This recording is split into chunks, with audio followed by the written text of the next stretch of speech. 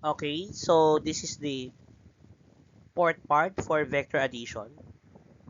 So I will discuss here the components of a vector. Okay, so components of a vector. So when a vector acts in more than one dimension, it is useful to break it down into its x and y components. For example, here, we have here a vector 1. Okay, one vector pa lang to, isang vector lang. Okay, ito yon, no? So, ito tong red na to, no? Saan yung tinutukoy na x and y component dyan? Sabi dyan, this vector alone has the x component and y component. Kaya tinawag natin siyang a sub y and a sub x. Okay? And to get the value of our a or the resultant vector, ito, sabi natin, resultant to kung wari, tatlo na yung vector natin. But here, isa lang yung vector. We will simply add the a sub x and a sub y. Ganun lang siya kasimple. However, it will become more complicated if marami ng vector, like tatlo. Okay, so let's try. So any vector can be expressed as the sum of the two vectors which are called its component. Okay, let's try having a vectors, or let's say we have three vectors, no, and we have to find the x and y components of each. Okay, so let's draw a Cartesian plane here. Okay, so the first vector that I'll be drawing is located here. Ganyan na lang. Okay, ayan. Okay, yan, first vector. And our second vector, sabi natin dito, yan, ganyan, paganyan siya. And connecting the tail and the head, adjust nga natin, medyo maano, slanting. O yan, ganyan. So, connect natin to get the resultant. Okay. No, i-label natin siya as B sub 1. This is our vector 1. B sub 2. Okay. So, pangalan natin tong V. Pwede rin namang resultant. So, R. Pwede rin din yun, no? Okay. So, this is our X and Y component, di ba? X and Y. Okay.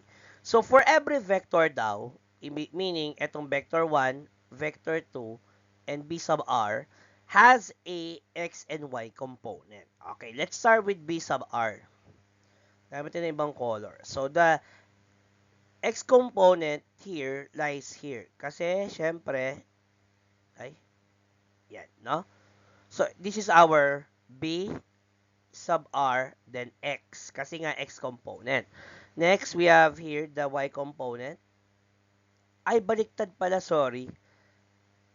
Mali yung perspective ko. Sorry. Baliktad ko na lang. Ito yung X, sorry, and Y. Okay, this will be our B sub R Y, and this is our V sub R X. Baliktad kasi yung drawing ko. Okay, so next, yung B sub 1 naman natin. Gamit tayo ng yellow. So dito, ito yung B sub X natin, or B sub 1X. X component ng B sub 1 here. And this is the Y component ng B sub 1Y. So, label mo as B sub 1X and B sub 1Y. Okay? Next, this is our B sub 2. It has an X component then. Iba natin yung color. Gawin natin green. Yan. And here. So, B sub 2Y and B sub 2X.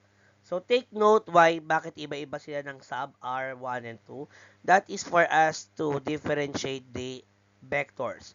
Kasi ito, B sub 1, in reference to X and Y component, kaya B sub 1X siya. Okay? Ito yung mini-measure lang natin. This one lang. Okay? Ito lang. Yan. No? Tapos itong green na to, pang B sub 2 lang to. Yan. Kaya yung B sub R natin, ito. Okay, no? So, ganito yung magiging components ng vector if meron tayong more than one vectors. Okay?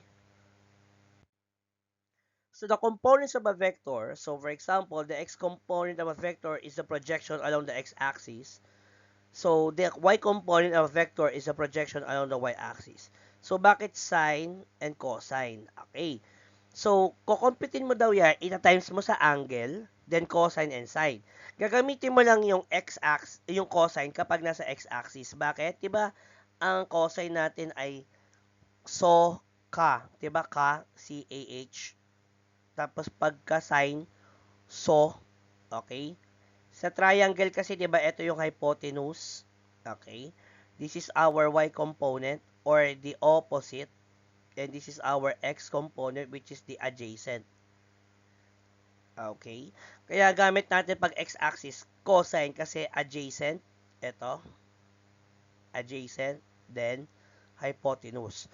Kaya kapag gamit natin sine, y-axis siya. Y, ito. So kasi opposite. Then, hypotenuse. Remember that. So this assumes the angle is measured with respect to the x-axis. If not, do not use this equation. Use the size of the triangle directly. So recap lang, vector addition in analytical method. Whenever we specify the direction in respect to x-axis, so alam mo natin yung north of west, south of east, south of west, north of east. Actually, meron tayong west of north. If towards west siya at nasa north siya. Meron din tayong east of north kapag ka nasa north towards east. Meron din tayong west of south, no? Kapag ka nasaan siya, nasa south towards west. At meron din tayong east of south if nasa south siya going east. So take note of that. Okay? And lastly, ito yung ginawa natin kanina. Okay? This is the y component and the x component or the y and x axis. So, ito yung v na kinocompute natin. Kinuha natin yung y. Kinuha natin yung x. Dito naman, kinuha natin yung b sub 1. Ito, yung x component niya and y component. And lastly, here, b sub 2, yung x component niya and y component niya. Kaya ganyan. Okay, that's all for the components of a vector.